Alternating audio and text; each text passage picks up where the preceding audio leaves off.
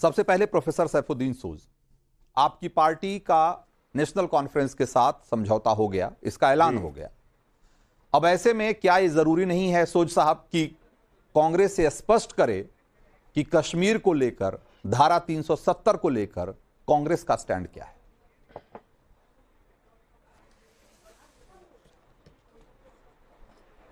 देखिए, ये जो नेशनल कॉन्फ्रेंस के साथ आपको नजर आता है कि कांग्रेस की नजदीकी है, ये तो पहले भी थी, ये कोई नई बात नहीं है। और जहां तक 370 की बात है, उसमें सभी पार्टियों का जो पोजीशन है वो वाज़ेह है। तो नेशनल कॉन्फ्रेंस का आपको पता ही है।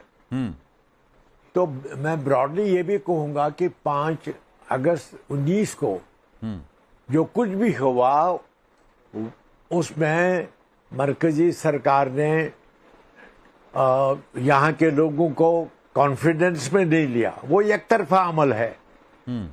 और इसलिए यहाँ के मेन स्ट्रीम इस मौके पर कहते हैं कि हमारा वक्त असेंबली में आएगा, हम 5 अगस्त 19 को बहाल कर देंगे।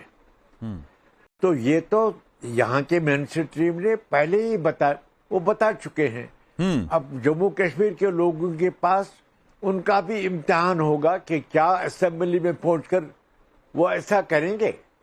नहीं तो कांग्रेस एक तरीके से आप ये कह रहे हैं कि कांग्रेस इसके पक्ष में है कि कश्मीर में धारा 370 की पुनर्बहाली हो, फिर से बहाल किया जाए धारा 370। कांग्रेस इस पक्ष में है ना, कांग्रेस की ये पॉलिसी है ना। फिर तो देखिए, एक बात है, नहीं मैं आपको बताऊंगा, आपकी चैनल में मैं अपनी जाती जिम्मेदारी पे आया हूं। मैंने नहीं कहा कि मैं स्पोक्स पर्सन हूं कांग्रेस पार्टी का, उनका स्पोक्स पर्सन जो है यहाँ का प्रेसिडेंट है। मेरी एक अपनी पोजीशन है पॉलिटिक्स में, और मैं आपको अपना नजरिया बता सकता हूँ। मैं कांग्रेस पार्टी के तर्जुमान नहीं हूँ, मैं तो कांग्रेस पार्टी में हूँ, लेकिन दिलो-जान से हूँ, रहूंगा। मगर पार्टी की तरफ से जो बताएगा वो यहाँ का प्रेसिडेंट बताएगा या उनका स्पोक्स पर्सन बताएगा। मैं अपनी जात में अपने ख्यालात का जिम्मेदार हूँ, वो मैं बताऊंगा जिस तरह आप पूछेंगे। नहीं तो आप क्या चाहते हैं सोज साहब कि क्या कश्मीर में धारा 370 की बहाली फिर से हो? देखिए, ये इतना आसान सवाल नहीं है, और मैं आपको मैथमेटिक्स में बताऊंगा, 2 + 2 4 हो जाते हैं। यहाँ के लोगों ने, जम्मू कश्मीर के लोगों ने, बारी अक्सरियत ने बुरा माना जो कुछ मरकजी सरकार ने 5 अगस्त 19 को किया है। अब इन लोगों का जम्मू कश्मीर के लोगों के सामने इम्तिहान देना जब असेंबली में जाएंगे, उस मौके पर नेशनल कॉन्फ्रेंस, पीडीपी और दूसरी सब जमात जो मेन स्ट्रीम है, उन्होंने कहा हम इसके साथ नहीं है, असेंबली पहुंचेंगे तो 5 अगस्त 19 को बहाल कर देंगे। तो उनको लोगों के सामने वो हैं, जब पहुंचेंगे असेंबली में तो उनको जो लोगों से कहा है तो उसका जवाब उनको देना पड़ेगा। ठीक है। लेकिन मैं एक और चीज देख रहा हूं इसमें जी, ये जो खामोशी है ये स्ट्रेटजी है जम्मू कश्मीर के लोगों की, लेकिन अपने वक्त पर वो बताएंगे। जब असेंबली होगी तो मेन स्ट्रीम का इम्तिहान होगा, शुरू हो जाएगा। ठीक है, उन्होंने ठीक है, मैं 5 फिर से आपके पास आऊंगा। लोकेश 19 को जो किया है मरकजी सरकार ने, वो पूछे बगैर किया है।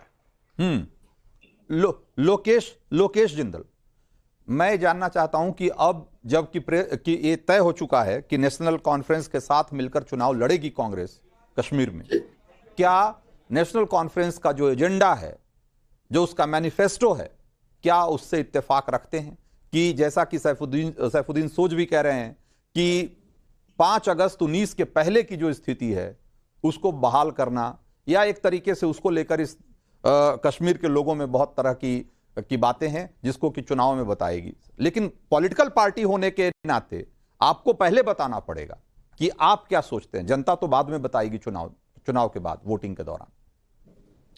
रंजीत जी, हमारे देश में प्रत्येक नागरिक की एक राजनीतिक अभिलाषा होती है।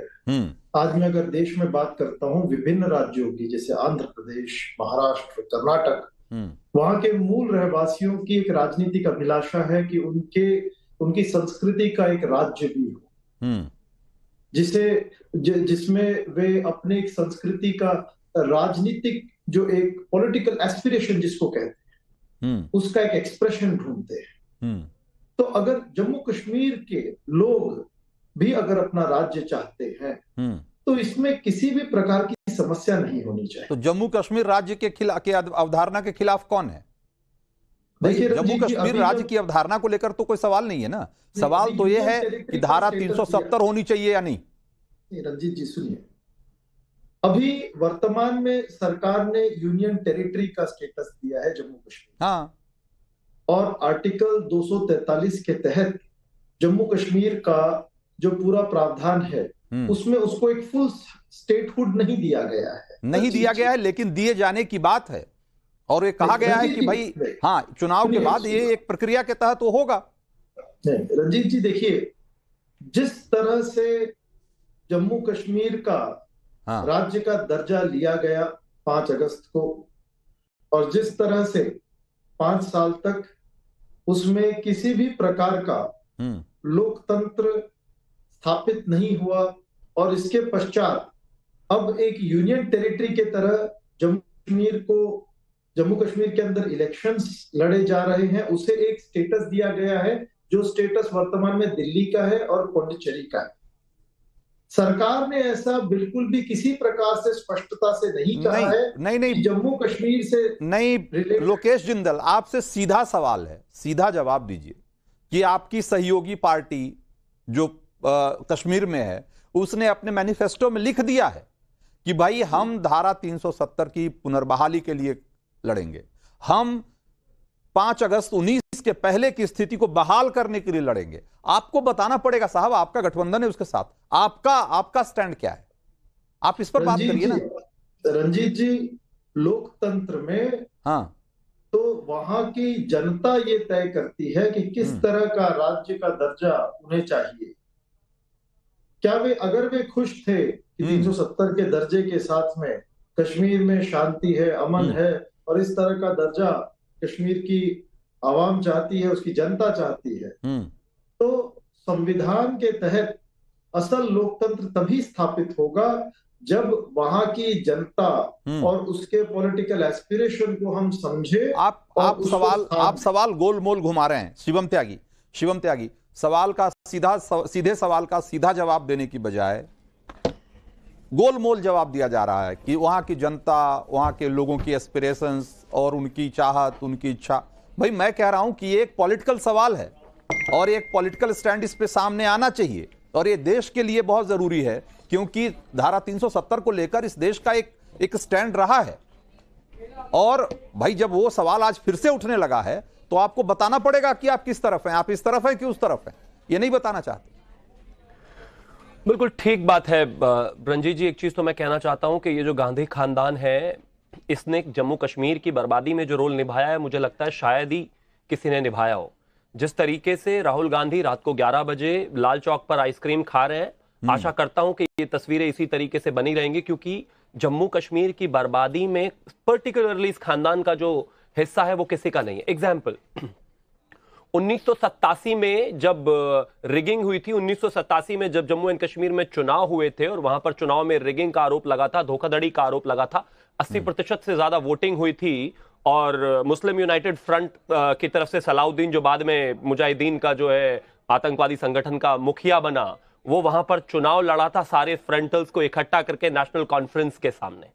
और उसके बाद जो स्थितियां खराब हुई, जैसे ही वो चुनाव हारा, उसके बाद वो आतंकवादी संगठन चला गया। उसके बाद यासीन मलिक जो उसका साथी था, उसने JKLF बनाई, उसने आतंकवाद किया।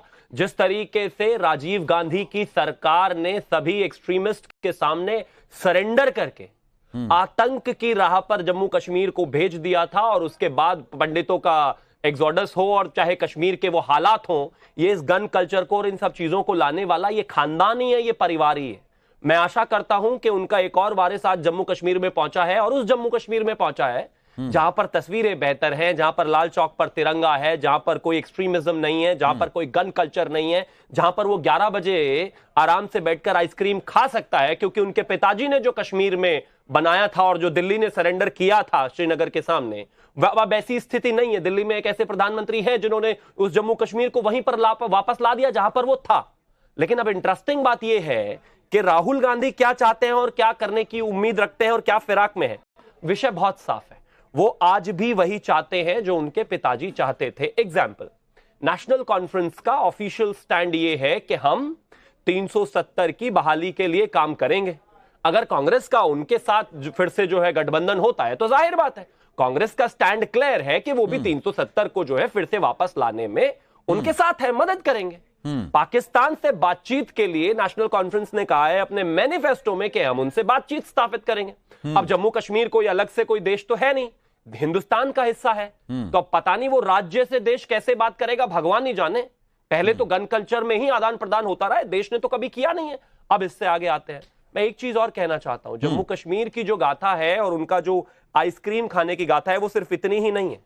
सिर्फ राहुल गांधी वहां पर आइसक्रीम खा रहे हैं वो इतनी छोटी सी बात नहीं है। मैं आपको एग्जांपल देता हूं, 2019 से पहले 1619 के बीच में जो है 3 साल में अप्रोक्सीमेटली सेना, पुलिस और सिविलियंस की जो आपस में लड़ाई झगड़े होते थे या मुठभेड़ होती थी उसमें 124 लोग मरे थे। पिछले 4 साल से एक आदमी नहीं मरा है, एक सिविलियन की जान नहीं गई है। एक वो कश्मीर हमने बनाकर इनको दिया है। अगर मैं इससे बात करूं, आजादी के बाद से जब तक 370 हटा है, जम्मू कश्मीर में सिर्फ 14,000 करोड़ रुपए का प्राइवेट इन्वेस्टमेंट आया था। तो रुक जाइए प्लीज, 14,000 करोड़ का मैं आपके बीच में नहीं, साहब मैं आप ही के पास आने वाला हूं। नहीं, मुझे मौका दीजिए, मुझे मौका दीजिए। 14,000 करोड़ का प्राइवेट इन्वेस्टमेंट था जम्मू कश्मीर में आजादी से 2019 तक। आज अगर मैं मात्र 2 साल की बात करूं तो 81,122 करोड़ रुपए का प्राइवेट इन्वेस्टमेंट वहां पर है। 30 साल में जहां पर फिल्म थिएटर नहीं खुले थे वहां पर आज जम्मू कश्मीर फिल्म पॉलिसी के तहत 50 से ज्यादा फिल्में बनी हैं और 4 थिएटर खुले हैं। अब सोच साहब तो दिल्ली आके तो फिल्म देख लेते हैं। सोच साहब तो पैसे वाले लोग हैं ना भाई, वो कांग्रेस के, लेकिन वहां की जनता को फिल्म देखने का अधिकार नहीं है क्योंकि उनको हार्डलाइनर बने रहना है वहां पर। एक मिनट नहीं चल सकता है, फिल्म देखने का सवाल ही नहीं है। अरे फिल्म को सवाल है, क्यों सवाल नहीं है? बेसिक राइट है भाई, सवाल क्यों नहीं है? नहीं तो सैफुद्दीन, आप ये कह रहे हैं कि धारा 370 हटने के बाद कश्मीर में कोई बदलाव, कोई सकारात्मक बदलाव नहीं आया। एक मिनट शिवम त्यागी, वही सवाल मैं उनके पास लेके जा रहा हूं कि सैफुद्दीन सोज, क्या आप ये कह रहे हैं कि धारा 370 हटने के बाद कश्मीर में कोई सकारात्मक बदलाव नहीं आया,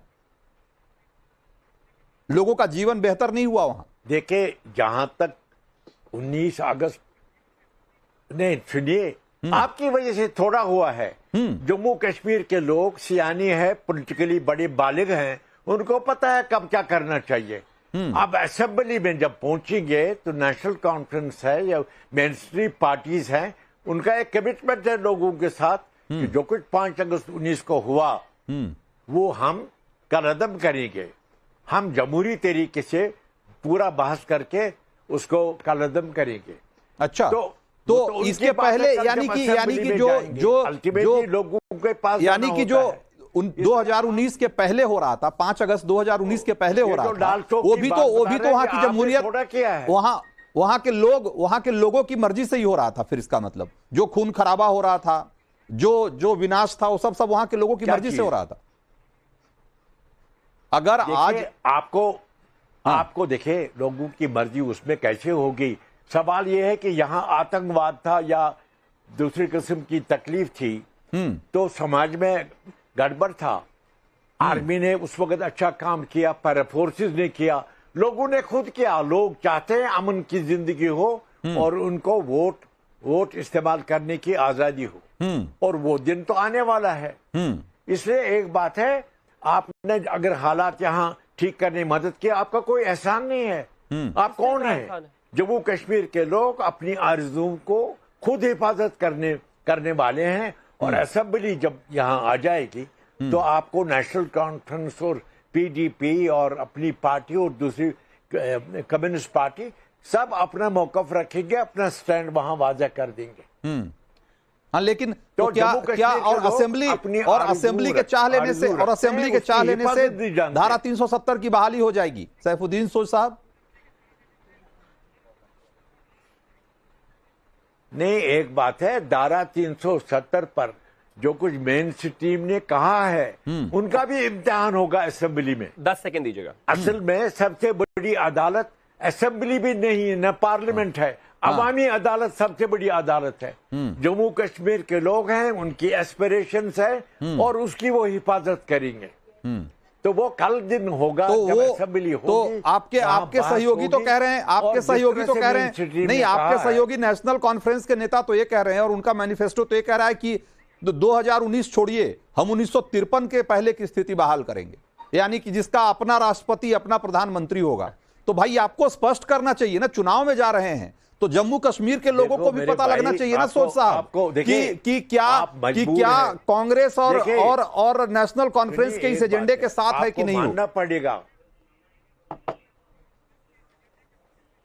देखिए, कांग्रेस पार्टी जानती है कि वहां हम क्या मौक़िफ़ इस्तेमाल करेंगे, क्या बात करेंगे, क्या तकरीर करेंगे, लेकिन अपनी जगह बात है, नेशनल कॉन्फ्रेंस यहाँ की मेन स्ट्रीम पार्टी है, अक्सरियत उनकी है, वही हुकूमत बनाएंगे। ये तो कल के दिन साबित करेगा। इसलिए असेंबली में जब पहुंच जाएंगे सब लोग अपना स्टैंड सामने रखेंगे। हाँ। और कांग्रेस पार्टी की ये शिकायत हो सकती है। हाँ। मैं अपने आप की जिम्मेदारी लेता हूं कि आपने 5 अगस्त 19 को जो किया यकतरफा किया, आपको वो एक्सक्यूज नहीं था। शिवम त्यागी, कांग्रेस के जो नए सहयोगी हैं, नया चुनावी गठबंधन जहां हुआ है, नेशनल कॉन्फ्रेंस कह रही है कि 1953 की स्थिति बहाल करेगी, मतलब अपना प्रधानमंत्री, अपना राष्ट्रपति, अपना निजाम, अपना झंडा, सब कुछ अपना। भाई ये उनकी आइडियोलॉजी है, ये उनका एजेंडा है और ये उनके नए साथी हैं कांग्रेस। जम्मू कश्मीर प्लीज साहब, मैं आपके बीच में नहीं, जम्मू कश्मीर में ना तो नेशनल कॉन्फ्रेंस और ना ही कांग्रेस, ये दोनों ही मिलके जम्मू कश्मीर का कभी भला कर नहीं सकते। अगर ये कुछ कर सकते हैं तो उसको बर्बाद कर सकते हैं। सिर्फ राहुल गांधी के पिताजी ने भी वही किया, उनके परनाना जी ने भी वही किया और ये भी वही करने वाले हैं। ये जो, प्लीज मुझे मौका दीजिए साहब, मैं बीच में नहीं बोला ना, समय की कमी है, 10 सेकंड। अगर इनको इतना ही ऋतिक रोशन बन के घूमने का मन था, जिंदगी ना मिलेगी दोबारा के, तो 2019 से पहले क्यों नहीं घूम लिए? क्योंकि जानते हैं वहां के हालात इन्होंने कैसे कर दिए थे। हालात जम्मू कश्मीर के अगर किसी ने बदले हैं तो वो भारतीय जनता पार्टी है और आगे भी वही बदलेगी। ये सिर्फ उसको बर्बाद कर सकते हैं। एक बार लोगों की राय भी जरा इसमें अब शामिल करते हैं। हमने जो सवाल किया था उसके जवाब में आप क्या कह रहे हैं, जरा एक बार जल्दी से दिखाइए। राहुल गांधी की कश्मीर पॉलिटिक्स को आप कैसे देखते हैं? और इसके जवाब में लोग कह रहे हैं, करीब 80% लोग कह रहे हैं कि अलगाववादियों का हौसला बढ़ाने वाला है। 19%, करीब 20% लोग ये कह रहे हैं कि कश्मीर का विकास राहुल गांधी को नहीं दिख रहा। और सिर्फ 1.7% लोग हैं जो मानते हैं कि आम कश्मीरियों की आवाज उठा रहे हैं राहुल गांधी। सवाल नंबर 2, पीएम मोदी पर राहुल गांधी के बयानों पर आपकी प्रतिक्रिया क्या है? और उसमें 43% लोग ये कहते हैं कि राहुल के बयान अमर्यादित है, ऐसा नहीं बोलना चाहिए था, कि उनकी छाती पहले इतनी थी अब इतनी हो गई, ऐसी ये सब नहीं कहना चाहिए, अच्छी बात नहीं है। 53% लोग 53.5% लोग कह रहे हैं कि मोदी का अपमान करना इंडी की परंपरा रही है, कोई नई बात नहीं है। और 3% लोग ये कह रहे हैं कि सवालों से वो सत्ता पक्ष को सही तरीके से घेर रहे हैं राहुल गांधी। सवाल नंबर 3, हमने पूछा कि मोदी सरकार की कश्मीर नीति पर आपकी प्रतिक्रिया क्या है? और इसके जवाब में 50% लोगों ने कहा कि कश्मीर में सुरक्षा व्यवस्था मजबूत हुई है और आतंक अलगाववाद खात्मे की ओर है, ऐसा मानने वाले लोग करीब 48% हैं। और 1.6% लोग ही ये मानते हैं कि कश्मीर में हालात नहीं बदले हैं। तो ये है लोगों की राय। और अब जरा जल्दी से दिखाइए कि आज जो देश का मूड मीटर के 4 लकी वोटर कौन से हैं। सुषमा कुमारी जम्मू कश्मीर, केसी गर्ग चंडीगढ़, राजेश चौहान हिमाचल प्रदेश और प्रखर ज्ञानेश्वर उत्तर प्रदेश के हैं। इन सब का मोबाइल का आखिरी 4 डिजिट हम अपने स्क्रीन पर दिखा रहे हैं। तो देश का मूड मीटर की तरफ से आज इनको मिलता है लकी वोटर का इनाम। और इस कार्यक्रम में इतना ही, लेकिन नवभारत पर खबरों का सिलसिला जारी रहेगा। आप बने रहिएगा हमारे साथ।